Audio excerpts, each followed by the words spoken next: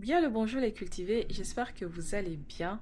On continue de répondre aux questions et aujourd'hui on répond à Amidou Yalkouye qui nous écrit depuis le Mali et il nous soumet cette pensée qui dit soit la nature est Dieu, soit Dieu se confond avec la nature. Cette idée porte un nom en latin, Deus sive natura, qui veut dire Dieu ou la nature. Elle est au cœur de la philosophie d'un des penseurs les plus audacieux de l'histoire, Spinoza. Spinoza, c'est un philosophe hollandais du XVIIe siècle. Il est né en 1632 et il est mort en 1677. Sa formule Dieu ou la nature est l'une des plus révolutionnaires de toute l'histoire de la philosophie. Qu'est-ce qu'il veut dire? Dans la tradition religieuse classique, chrétienne, musulmane, juive, Dieu est au-dessus de tout, de la nature.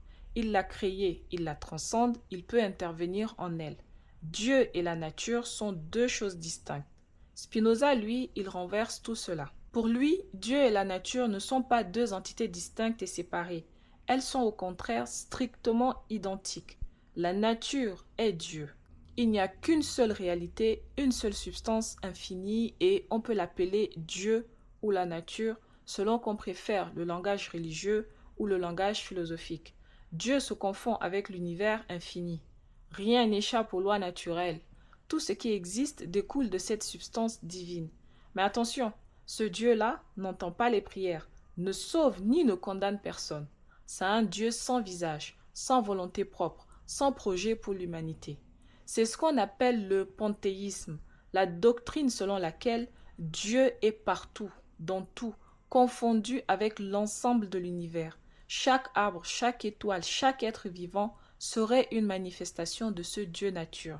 Cette position était tellement audacieuse à l'époque que Spinoza a été excommunié de sa communauté juive et ses œuvres ont été condamnées par l'Église catholique. Mais sa pensée a traversé des siècles et influence encore aujourd'hui la philosophie, la théologie et même l'écologie. J'espère avoir répondu à la question. N'hésitez pas à compléter comme d'habitude. Je vous dis à bientôt pour un nouveau sujet. En attendant, prenez soin de vous.